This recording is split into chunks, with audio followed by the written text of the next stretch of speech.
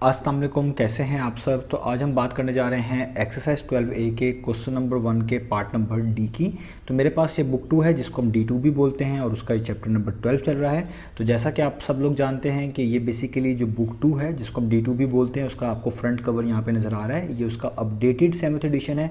ये मैं हर वीडियो में ये बात ज़रूर बता रहा हूँ ताकि आप लोगों के लिए आसानी हो, क्योंकि इससे लास्ट एडिशन जो था वो भी 7th एडिशन था। अब ये उसका अपडेटेड एडिशन पब्लिश हुआ है, मार्केट में ये अवेलेबल है, काफ़ी स्कूल में यही फॉलो किया जा रहा है।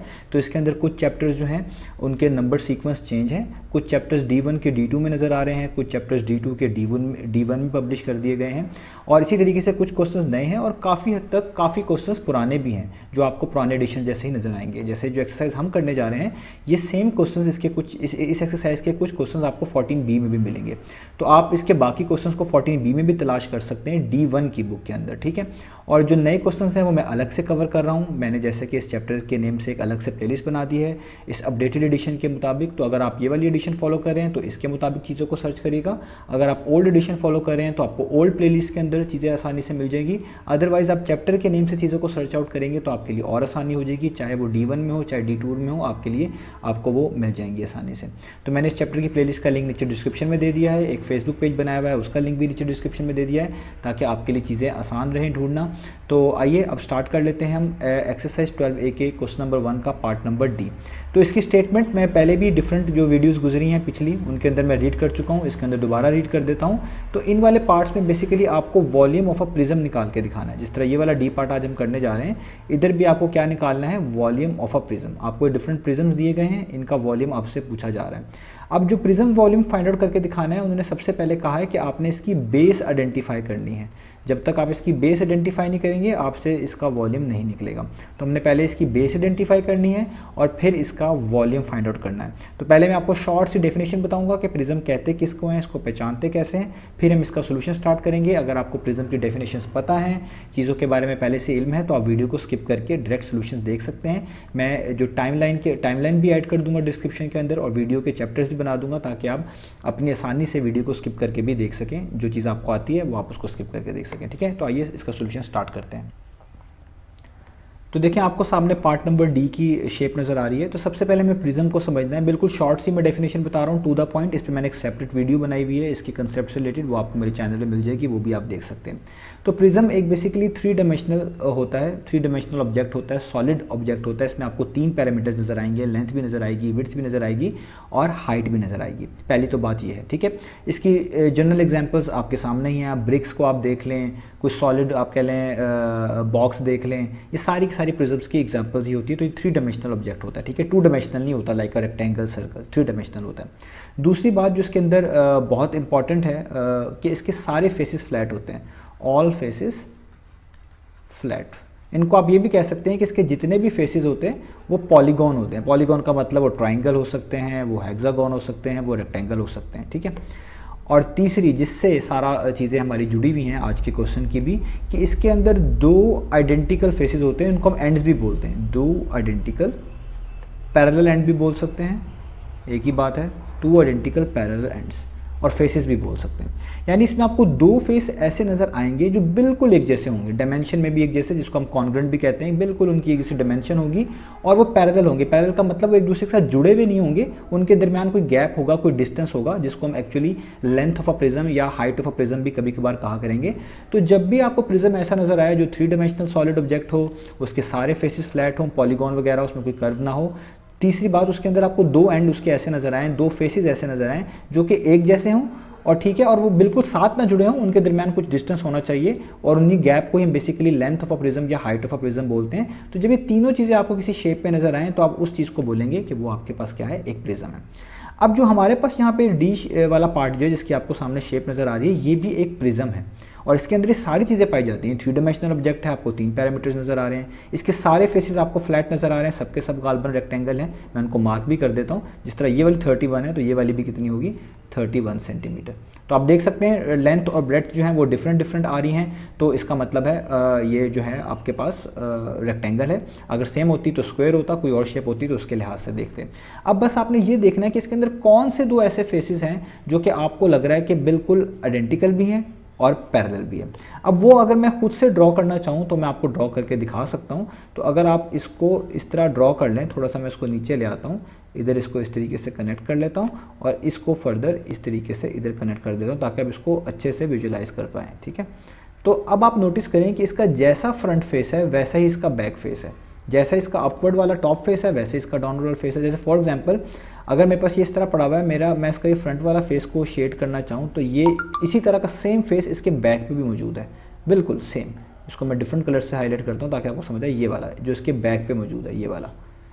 ठीक है, तो देखें ये दोनों इसके आइडेंटिकल पैरेलल एंड्स हैं, इनके दरमियान आपको गैप भी नज़र आ रहा है, ये वाला जो 28 सेंटीमीटर का गैप है, नीचे से भी आप देख सकते हैं। तो ये भी इसकी बेस का रोल प्ले कर सकता है। इसी तरीके से अगर मैं इस चीज़ को रिमूव कर दूं आपको समझाने के लिए कि इसकी बेस एक और भी बन सकती है। ठीक है, वो बेस क्या बन सकती है कि अगर हम इसका टॉप फेस लें और इसका बॉटम फेस लें। फॉर एग्जाम्पल अगर आप इसका ये टॉप वाला फेस देखें तो जैसा फेस इसके टॉप पे है वैसा ही फेस आपको इसका बॉटम पे भी नज़र आएगा। हम इसको भी बेस कंसिडर कर सकते हैं। मैं इसको दोबारा से डॉट लाइन ड्रॉ कर दूं तो जैसा इसका टॉप का फेस है वैसा ही इसका बॉटम का फेस भी आपको नज़र आ रहा है। ये देखें, ये मैंने शेड कर दिया। तो ये भी आप देखें जैसा ऊपर है फेस वैसा ही नीचे, ये इसके दो एंड हो गए और इनके दरमियान देखें ये डिस्टेंस भी है, ये गैप भी है जो कि बेसिकली 31 सेंटीमीटर का होगा। तो इसको भी आप बेस कह सकते हैं। तो जब भी आपके पास कोई भी ऐसा प्रिज्म आए जो कि रेक्टेंगुलर हो, क्योंकि आप देख सकते हैं इसके सारे फेसेस रेक्टेंगल है इसलिए इसको रेक्टेंगुलर प्रिज्म बोलते हैं, तो आप समझ जाइएगा इसके अंदर आप डिफरेंट बेस को कंसिडर कर सकते हैं। ये ओरिएंटेशन पर डिपेंड करता है, ये इस चीज़ पर डिपेंड करता है कि आप प्रिज्म को देख किस डायरेक्शन से रहे हैं, उसी के लिहाज से आपके पास बेस होगी। इनफैक्ट आप इसको भी बेस कह सकते हैं। ये वाला जो फेस है और ये वाला फेस है, ये भी दोनों आइडेंटिकल फेस हैं, एक दूसरे के दरमियान गैप रखते हैं, पैरेलल हैं यानी टच नहीं हो रहे एक दूसरे से डायरेक्ट। और दूसरी बात ये कि आप इनमें ये देख सकते हैं कि ये इनकी डायमेंशंस भी सेम होंगी, यानी ये 31 और 28 है तो इधर भी ये नीचे वाली 28 होगी और जो इसकी हाइट है जाहिर बात है वो 31 होगी। तो इसको भी आप बेस यूज़ कर सकते हैं। तो आप किसी को भी बेस यूज़ करेंगे आपके वॉल्यूम में कोई फर्क नहीं आएगा रेक्टेंगुलर प्रिज्म में। तो ये तो बात होगी प्रिज्म क्या होता है, रेक्टेंगुलर प्रिज्म में क्या खूबियाँ हैं। अब चलते हैं इसके सोल्यूशन की तरफ। तो अब हम स्टार्ट करते हैं इसका सोल्यूशन। तो सोल्यूशन स्टार्ट करने से पहले सबसे पहले आपने इसकी बेस पहचाननी है। तो अब आपको जिस तरह मैं बता चुका हूँ इसकी डिफरेंट बेस ली जा सकती हैं, या आप पे डिपेंड करता है आप कौन सी बेस चूज़ कर रहे हैं। जिस भी बेस को चूज़ करेंगे इन डेफिनेशंस को सामने रखते हुए इसकी, तो वो सही होगा। तो मैं अगर जो बेस यूज़ करने जा रहा हूँ मैं उसको शेड कर देता हूँ यहाँ पर आपकी आसानी के लिए। तो मैं इसके टॉप वाले फेस को ले रहा हूँ, क्योंकि आप देखें जैसा फेस इसके टॉप पे है वैसा ही फेस इसके यहाँ बॉटम पे है। तो जो फेस सेम होंगे, आइडेंटिकल होंगे, एक दूसरे से किसी गैप में मौजूद होंगे यानी टच नहीं कर रहे होंगे डायरेक्ट, जिस तरह आप देख सकते हैं ये ऊपर है वो नीचे है, ये डायरेक्ट टच नहीं कर रहे, इनके दरमियान ये 31 सेंटीमीटर का गैप है जो कि हाइट है इसकी। ठीक है, तो उसी को हम बेस बोलेंगे। तो ये मैंने अपनी कंसिडर कर ली बेस, यानी ये चीज़ मेरी बेस है इधर से और ये भी बेस का ही रोल प्ले करेगी।